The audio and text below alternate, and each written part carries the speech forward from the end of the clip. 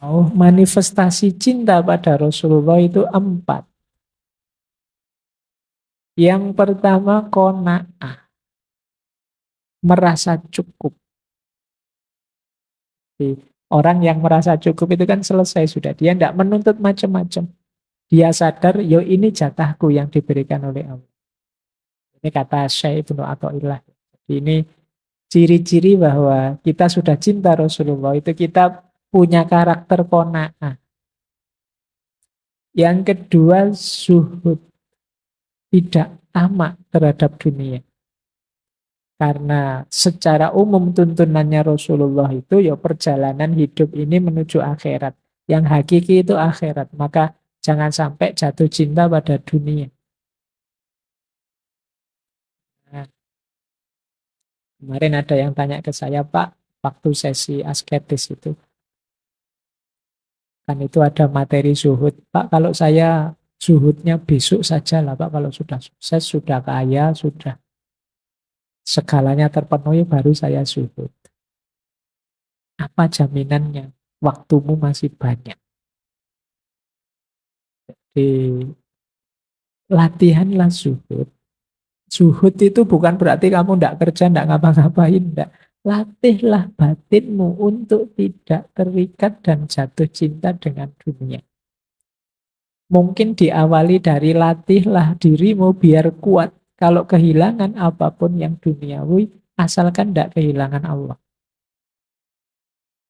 Nah, ini membangun mental zuhud. Tidak harus kamu uzlah ke hutan-hutan atau menjauh dari keramaian, tidak harus begitu. Tapi pelan-pelan latihlah batinmu untuk berwatak uzlah. Tidak tamak terhadap dunia, tidak terikat, tidak jatuh cinta pada dunia. Ini justru manifestasi cinta kita pada Rasulullah. Yang ketiga, tinggalkan ucapan perbuatan yang tidak ada gunanya. Hari ini mungkin manifestasinya antara lain percakapan-percakapan di medsos yang tidak produktif, yang isinya hanya mengeruhkan pikiranmu, tinggalkan saja.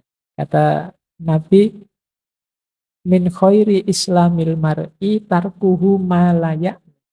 Di antara tandanya baiknya keislaman seseorang itu dia meninggalkan yang bukan urusannya. Kita itu sering dipaksa untuk ngurusi yang bukan urusan kita di medsos. Apa saja ingin kita komentari. Kita buka front untuk gegeran dengan siapa saja yang beda dengan kita.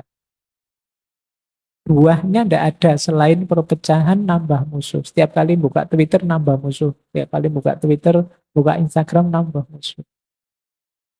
Ini namanya malayaknik. Sesuatu yang tidak ada gunanya bukan urusan kita. Boleh tinggalkan saja. Toh yo komentarmu juga tidak terlalu penting. Cuma nambah ruwet saja. Oke ya. Ini manifestasi kata saya Ibnu Athaillah. Karena Rasulullah kan dikenal apa menjaga ucapan, tidak banyak bicara.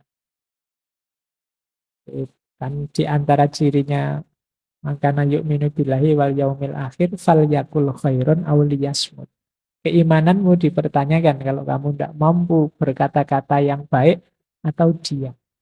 Berarti orang yang omongnya banyak tidak ada gunanya, ngalor ngidur, apalagi isinya buruk-buruk, jangan-jangan belum yu'minuna billahi wal yaumil akhir. Dan yang terakhir tentu saja jangan berbuat dolim pada sesama. Nabi tidak pernah mendolimi siapapun. Kata saya Ibnu Athaillah, rumus hidup bahagia itu tidak dolim. Tidak dolim berarti hidupmu aman, nyaman. Jadi kenapa tidak ada yang menyakiti, tidak ada yang disakiti. Dalam situasi seperti ini hidup kita tenang, kecemasan hilang. Kalau kecemasan hilang, kita mantap menjalankan amanahnya Allah. Jadi sekali-sekali ayo kita muhasabah ya. Jangan-jangan aku ini pernah atau sedang mendolimi orang lain. Sehingga aku ini gelisah, was-was. Dalam bentuk apapun kezaliman itu. Mungkin ada barangnya yang kita langgar tanpa hak. Mungkin ada hatinya yang kita sakiti. Mungkin ada macam-macam. Coba dicek. Jangan-jangan kita ini pernah atau sedang menzalimi orang lain. Biasanya itu akan kita rasakan kemudian efeknya. Bagi teman-teman yang kok sering dikejar cemas ya. Hal-hal kecil tidak penting kok, aku ini cemas.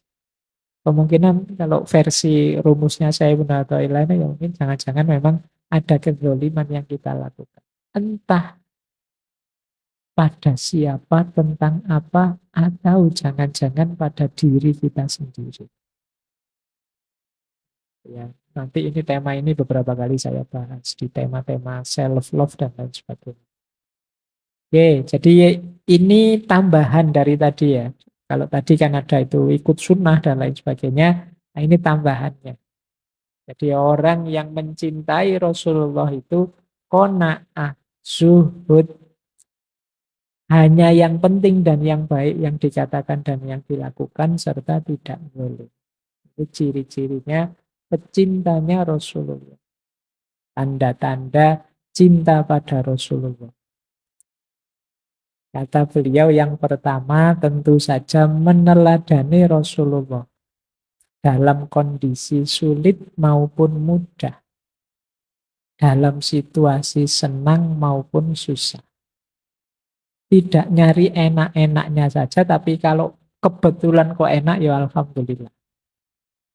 Tidak mundur kalau pas lagi sulit dan tidak sembrono kalau pas lagi mudah. Karena fokusnya tetap meneladani Rasulullah. Yang kedua, sama seperti tadi ya, banyak menyebut namanya. Yang ketiga, rindu bertemu dengan orang yang cinta itu ingin dekat selalu. Yang keempat, mengagungkan dan menghormatinya saat menyebut namanya. Jadi, jangan sembarangan menyebut nama Muhammad saja bahkan dengan nada yang merendahkan, melecehkan. Karena ya itu tadi, biasanya orang yang mencintai itu akan marah kalau ada nama kekasihnya disebut dengan konotasi merendah. Dan dia akan memperlihatkan kerendahan hati, kekusuan saat mendengar namanya. Terus kata Mbah Hashim lagi, mencintai orang yang mencintainya. Mencintai ahlul baitnya, para sahabatnya. Termasuk membenci orang yang membenci itu semua. Jadi sesama pecinta Rasulullah, ya saling mencintai. Itu kan orang yang mencintainya juga. Kita juga mencintai ahlu baitnya, keluarganya Rasulullah, sahabat-sahabatnya. Bukti lagi kita cinta Rasulullah, ya cinta sama Al-Quran. Ini sudah jelas. Dan yang terakhir, kasih sayang pada umat. Ya, umatnya Nabi itu ya semua manusia hari ini. Kita mencintai Rasulullah dengan cara menyayangi mereka semua. Menyayangi itu berarti kalau ada yang sudah lurus jalannya kita dukung, kalau ada yang bengkok jalannya kita luruskan. Bukan dimarahi, bukan dimusuhi, apalagi dipukuli, dibantai, tidak begitu. Kita pendekatannya kasih sayang karena Rasulullah itu kalau ada hadis yang bilang ini muka sirum bikumul umam. Aku senang kalau umatku itu banyak. Jadi mari kita merangkul saudara sebanyak mungkin. Ya, jadi ini tanda-tanda cinta menurut Mbah Kiai Haji Hasyim Asy'ari. Cinta kita pada Rasulullah. Ini kalau saya baca cepat ya, tidak ada 5 menit. Tapi kalau dijalankan bisa seumur hidup. Mencintai Al-Quran, mencintai sesama, mengagungkan namanya, dan lain sebagainya. Oke, yang penting kita kan sekarang ngerti rumusnya. tinggal menjalankannya. Tentu saja step by step, tahap by tahap. Paling tidak kalau kita akrabi terus-menerus, kita bisa masuk pintu cinta lewat jalan terbiasa tadi. Tresno, jalaran saka kulino tadi. Baik. Hadirnya Rasulullah adalah bagian dari cintanya Allah kepada manusia. Ini dasar yang pertama. Di hadirnya Rasul, hadirnya Nabi itu bagian dari cintanya Allah kepada kita. Ini saya ambil dari salah satu sumber. Bentuk-bentuk cintanya Allah pada kita, khususnya manusia akhir zaman ini, antara lain itu. Selain Nabi dan Rasul yang saya warnai berbeda itu, yang pertama jelas tentu saja kita dianugerahi oleh Allah keberadaan dan kehidupan. Kita ada eksis sekarang saat ini sebagai manusia dengan kemampuan berpikir yang tinggi melebihi makhluk Allah lainnya, itu menunjukkan cintanya Allah pada kita. Jadi kalau ada yang tanya, apa sih Pak buktinya cintanya Allah pada kita? Itu ya sederhananya, lah kamu ada itu.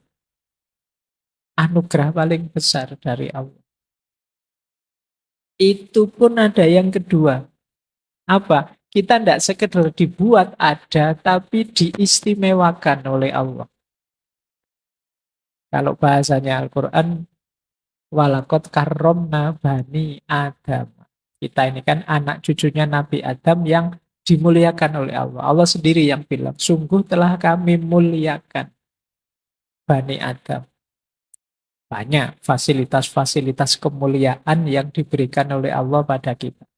Kita itu makhluk yang diberi kebebasan untuk milih. Kita itu makhluk yang diberi segala macam potensi dalam diri kita. Kita itu makhluk yang mikrokosmos. Unsur-unsur semesta ada dalam diri kita. Kita juga makhluk yang punya dimensi ilahiyah. Nah, ini istimewa kita. Tidak ada makhluk seistimewa manusia. Makanya iblis iri sama kita. Nah, ini yang kedua. Yang ketiga, tidak hanya itu. Allah itu menyediakan segala macam fasilitas untuk kita bisa hidup di muka bumi ini. Dan segalanya pas, sesuai, cocok. Sebelum kita sendiri yang merusak.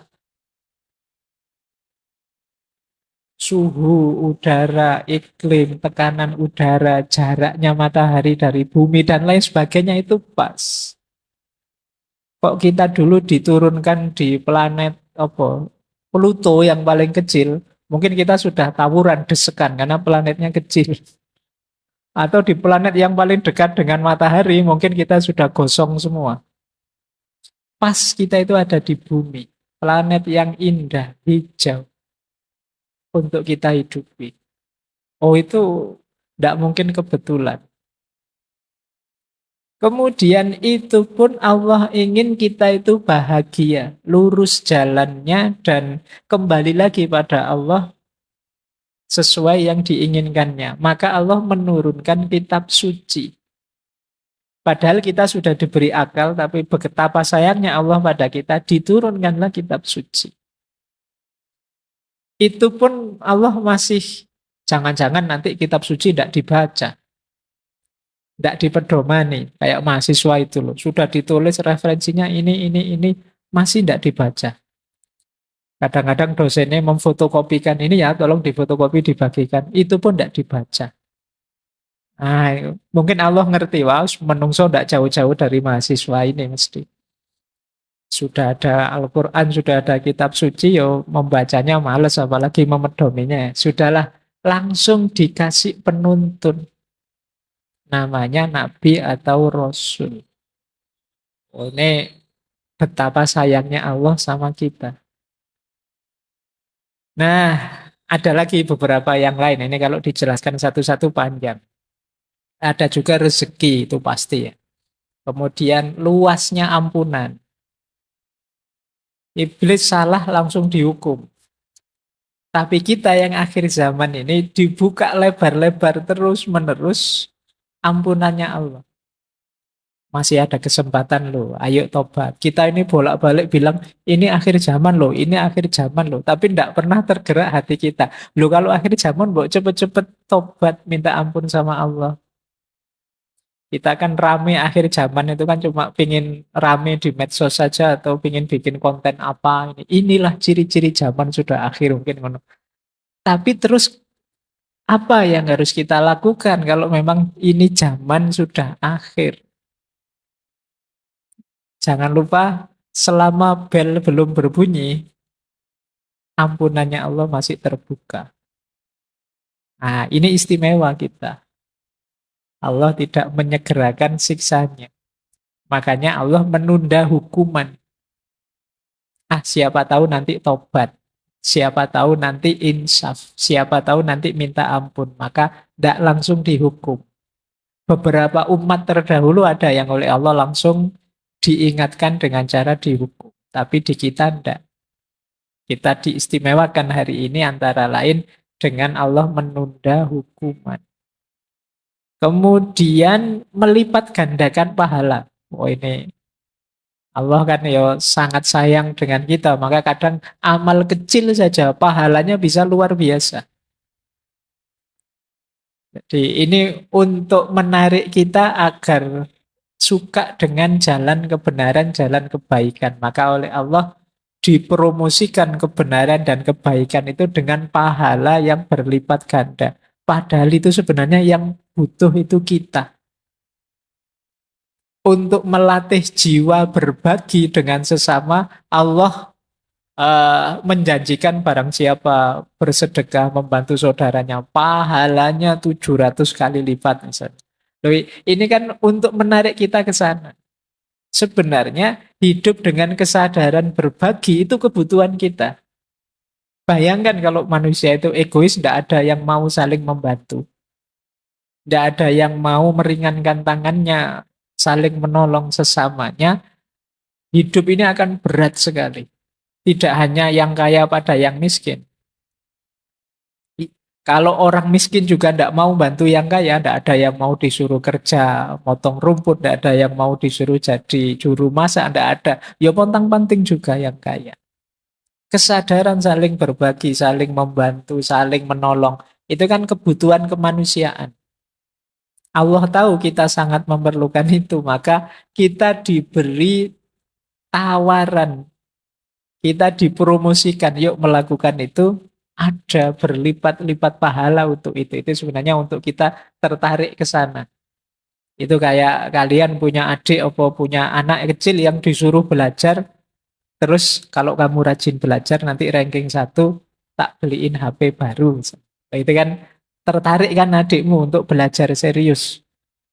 Biar dapat HP baru, padahal targetmu kan tidak ke situ. Tidak apa-apalah kamu mikir HP baru, yang penting kamu belajar beneran dan nanti pinter. Tidak apa-apalah kamu mikir pahala yang berlipat-lipat, insya Allah nanti dikasih kau memang sama Allah. Tapi yang lebih penting lagi, jiwamu terbentuk jadi orang baik. Itu bukti sayangnya Allah. Kemudian mengabulkan permohonan. Jadi Allah sendiri yang bilang, mintalah, aku kabulkan. Saya tidak tahu teman-teman di sini masih aktif berdoa atau tidak. Atau doanya formalitas. Sudah terlanjur apal ya, doa itu wajar sejak dulu ya itu saja. Padahal kamu juga tidak tahu maksudnya apa. Apalannya ya mintalah. Allah akan memberi. Ya dengan syarat dan ketentuan tertentu ya. Syarat dan ketentuan berlaku. Karena mungkin nanti teman-teman bisa kembali ke sesi dulu kita pernah membahas tentang filosofi doa. Kemudian ya kita diberi ujian, kita diberi peringatan. Allah itu sering menegur kita. Kita saja yang tidak sadar. Peringatan dan teguran Allah itu bentuknya tidak selalu sakit ataupun tidak selalu hal-hal yang kita tidak suka. Kadang-kadang sesuatu yang enak, sesuatu yang nyaman. Itu juga sebenarnya ujian untuk kita. Jadi mari kita sadari betapa cintanya Allah pada kita, antara lain dengan menurunkan Rasul.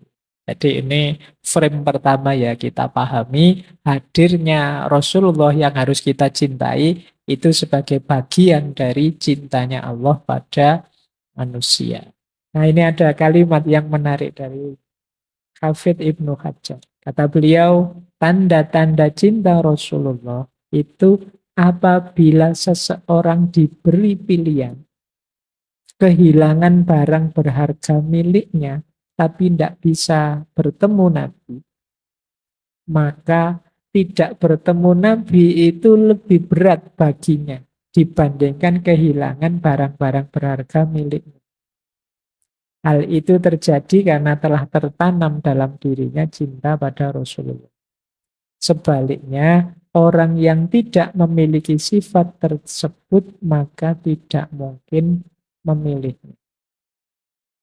Milih kehilangan mobil atau bertemu Rasulullah? Itu mungkin saya tidak yakin kamu jawabannya sudah mantap Rasulullah. Mesti nanti dulu lah Pak, jangan itu dulu yang dibahas, mesti kamu ngomong. Nanti dulu sebentar Pak, jangan kesusu divonis, mesti kamu gitu. Tapi memang ketika orang sudah sampai di level cinta, kehilangan apapun itu rela asal tidak kehilangan yang dicinta.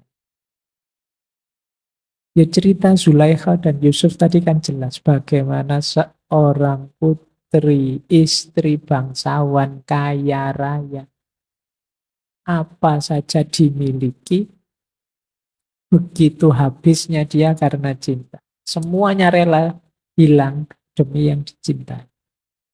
Nah, itu gambaran cinta. Jadi apapun rela dikorbankan. Bahkan tadi bersama sahabat Umar tadi kan ya, ayo termasuk dirimu ndak? Akhirnya disimpulkan, iya Rasulullah termasuk diriku juga tidak masalah. Nah, ini ciri-ciri cinta menurut Hafidz Ibnu Hajar. Manifestasinya, manifestasi itu perwujudannya jelas ya. Yang pertama, meyakini bahwa Rasulullah adalah utusan Allah penutup para Rasul. Pertama ini ya, manifestasinya iman. Yang kedua, akhlak. Menghidupkan akhlaknya Rasulullah. Karena Rasulullah itu uswatun hasan. Yang ketiga, sunnah. Jadi ya sunnah-sunnahnya kita jalankan. Yang keempat, prioritas. Kita prioritaskan, kita utamakan. Yang kelima, sholawat diperbanyak. Jadi sholawat ini nanti kapan-kapan kita bahas ya. Rahasia, filosofi, khasiat, macam-macam. Ada banyak teori tentang ini. Tapi sementara pokoknya sholawatan sing akeh. Kadang-kadang kalau ngerti teorinya malah tidak jadi sholawatan. Terus Al-Quran tentu saja membaca, memahami, menjalankan. Dan belajar, nambah ilmu. Jangan ngaku cinta Rasulullah kalau tidak mau belajar. Merasa sudah pinter, merasa sudah ngerti, nganggep, oh saya makomnya sudah ulama, Pak. Sudah tidak butuh belajar lagi, tanya saja apa, saya bisa jawab mesti. Tidak, semoga tidak muncul itu.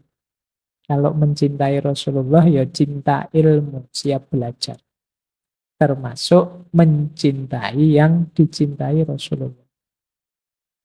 Ini yang umum. Jadi dari berbagai sumber saya simpulkan ini manifestasi cinta Rasulullah. Lanjut. Nah, kalau cintanya manusia pada Rasulullah itu hakikatnya juga bagian dari cintanya manusia pada Allah. Kadang ada orang tanya, Pak, saya itu cintanya Allah sajalah, tidak pakai yang lain. Lah Rasulullah, tidak, wong ya Allah saja. Tidak begitu cara berpikirnya. Jadi cinta kita pada Rasulullah itu bagian dari cinta kita kepada Allah. Jadi lingkaran besarnya adalah cinta pada Allah. Yang bagian dari kecintaan kita pada Allah itu cinta kita pada Rasulullah. Nah, itu kategori-kategori cinta kalau teman-teman membaca kitab-kitabnya Imam Ghazali, ada istilah mahabbatullah, ada istilah mahabbatu ma yuhibbuhullah, ada istilah mahabbah fillah, dan ada istilah mahabbah lillah. Nah, ini mari kita pelajari pelan-pelan biar tidak keliru. Yang pertama mahabbatullah. Mahabbatullah itu ya cinta kita pada Allah. Ini pernah kita pelajari 1 bulan. Mungkin bulan Februari kemarin itu yang cinta pada Allah. Konsep-konsepnya Syekh Abdul Qadir Jailani, Ibnu Athaillah Sakandari, dan lain-lain. Itu mahabbatullah. Di antara cinta kita kepada Allah juga adalah mahabbatu mayuhibbuhullah. Cinta pada yang dicintai oleh Allah.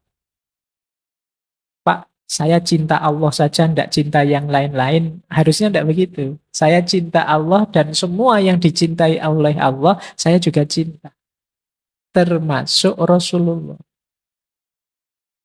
Maka saya cinta kebaikan, saya cinta kebenaran, saya cinta kemanusiaan dan lain sebagainya. Karena hal-hal itu dicintai Allah. Termasuk Allah sangat mencintai kekasihnya nomor 1 namanya Muhammad. Itu yang disebut mahabbatu ma yuhibbuhullah. Yo kalau kayak kalian kalau punya pasangan, punya pacar misalnya, itu kan biasanya kalian tidak hanya seneng pasanganmu saja, tapi hal-hal yang berhubungan dengan pasanganmu kan kamu juga ikut seneng. Kadang-kadang awalnya kamu tidak seneng, tapi lama-lama ikut seneng juga. Pacarmu suka drama Korea, awalnya kamu tidak suka opo drama Korea itu. Aktor dan aktrisnya kok sama-sama cantik, misalnya. Nah, tapi karena harus menemani, lama-lama ya ikut seneng. Jadi biasanya hal-hal yang dicintai oleh yang kamu cintai, kamu juga akhirnya menyukai juga. Nah, mahabbatu mayuhibbuhullah itu gambarannya semacam itu. Saya mencintai Rasulullah. Karena apa? Rasulullah itu sangat dicintai oleh Allah. Nanti ada orang yang pakai logika, apa pantas ya saya itu mencintai Allah, wong kelakuanku kayak gini. Sudahlah saya minta diantarkan saja oleh Rasulullah yang sangat dicintai oleh Allah. Nah ini namanya mahabbatu mayuhibbuhullah. Cinta pada apa yang dicintai oleh Allah. Ini nanti sebenarnya luas. Termasuk mungkin kita menyayangi sesama, menyayangi alam semesta, semua makhluknya Allah. Itu kan termasuk ma yuhibbuhullah. Apa yang dicintai oleh Allah. Oke, berarti memang perilaku-perilaku, sikap, pikiran yang isinya kebencian-kebencian terhadap makhluk Allah apapun dan manapun kita harus hati-hati. Karena tentunya Allah sebagai pencipta mencintai ciptaannya yang mana saja. Jangan sampai kebencian kita pada makhluknya Allah yang mana saja membuat Allah murka. Karena betapapun semua makhluk ya ciptaannya Allah. Baik, itu yang kedua ya. Kalau mahabbah fillah itu mencintai Allah ya di jalan Allah. Itu mahabbah fillah. Itu kan kadang-kadang teman-teman kan sekarang banyak yang pakai kalimat ikhwani fillah. Fillah itu berarti memang di jalannya Allah. Kalau mahabbah lillah itu mencintai Allah dalam hal-hal yang mungkin ini sebenarnya tidak letterlek jalannya Allah, tapi bisa mengantarkan kita pada Allah. Misalnya, eh saya suka baca buku malam-malam karena Allah suka dengan belajar dan saya membacanya ini karena Allah. Lillah itu kan artinya karena Allah. Jadi melakukan sesuatu atau menyukai sesuatu karena Allah. Itu juga bagian dari cinta kepada Allah. Aku menyukaimu karena Allah. Makanya kayak kita pacaran yang syar'i ya. Kita misalnya itu, yo, kamu kan yo harus ngatur kan, tidak boleh macam-macam kalau syar'i itu, tidak boleh pegang tangan, tidak boleh lihat aurat, tidak boleh deket-deketan. Nah, kan, nah, kenapa begitu? Karena lillah. Aku melakukan ini karena Allah. Nanti kamu atur sendirilah. Mungkin lewat WA saja, tidak usah pakai selfie-selfie, tidak usah pakai. Atau yang syar'i itu kalau pas mau memulai apel pacaran, kita mulai dengan berdoa, baca Fatihah dulu. Kayak ngaji filsafat. Oke, itu lillah namanya. Karena Allah. Baik, merasa sayang kepada orang lain, meskipun mereka melakukan banyak kesalahan, adalah sifat uniknya manusia. Engkau dapat melakukannya cukup dengan mengakui bahwa mereka juga manusia. Mereka melakukan itu karena tidak sadar, berlawanan dengan kata hati mereka. Dan kita semua akhirnya akan sama-sama mati, tidak lama lagi. Semua orang kan mesti mati. Dan di atas itu semua, mereka tidak benar-benar menyakitimu. Mereka tidak melenyapkan kemampuanmu untuk memilih. Sederhananya, ya kita tetap baik kepadanya. Kenapa? Karena kita manusia. Di antara keutamaan manusia itu memaafkan dan tetap menyayangi siapapun karena dia statusnya manusia. Jadi aku tetap menyayangimu meskipun sekarang tidak sebagai pasangan. Yuk, cara menyayanginya mesti beda. Kalau kemarin cara menyayanginya pakai traktir, pakai apel, dan lain sebagainya, sekarang lebih irit. Jadi tidak perlu high cost, tapi tetap ada rasa menyayangi. Dan kalau kita kecewa dengan yang mereka lakukan, sebenarnya mereka itu tidak jahat-jahat amat. Anggap saja mereka itu mendidik kita untuk jadi lebih tangguh. Buktinya apa? Kita masih bisa tegak hari ini. Nah, jadi mereka tidak melenyapkan kemampuan kita untuk milih. Itu maksudnya untuk menentukan hidup kita sendiri. Jadi kalau ada yang tanya, terus aku bagaimana? Ya tetaplah sebagai manusia kita tetap harus saling menghargai, saling menyayangi. Ya, kalau masih ngeyel saja, gimana saya melanjutkan hidup tanpa dia? Dimarahi sekarang oleh Markus, jangan biarkan masa depan mengganggumu. Engkau pasti akan menghadapinya jika perlu. Dengan senjata yang sama yang hari ini menjadi senjatamu melawan masa kini. Kalau sudah patah hati kan kadang-kadang gimana aku melanjutkan hidup tanpa dia, bisa, enggak usah khawatir. Kayak kamu dulu belum kuliah terus mau masuk kuliah kan kamu, bisa enggak ya Pak saya kuliah itu, saya itu. Ternyata dijalani ya bisa. Bahkan sekarang ya enggak blek. Jadi ternyata bisa. Kamu membayangkan mungkin yang baru menikah dulu mikirnya panjang gimana menikah itu saya enggak bisa ini, enggak bisa itu. Dijalani ya ternyata ya bisa. Merantau keluar kota selama ini bareng orang tua terus. Sekarang kuliahnya di Jogja sendirian. Mungkin awalnya kamu mikir, bisa ndak ya aku hidup sendirian. Oh, buktinya sekarang bisa. Bahkan kalau disuruh pulang kampung sekarang agak males-malesan. Khawatir ditanya lulusnya kapan. Nah, bisa kok. Kata Markus dengan alat yang sama yang kamu miliki. dengan cara berpikir yang sama, dengan gaya hidup yang sama, kamu terbukti bisa menaklukkan apapun dalam hidupmu. Apalagi ini, hanya sekedar ditinggal pasangan. Jadi kata Markus bisa lah. Dengan senjata yang sama, yang selama ini engkau miliki. Jangan malu saat membutuhkan bantuan.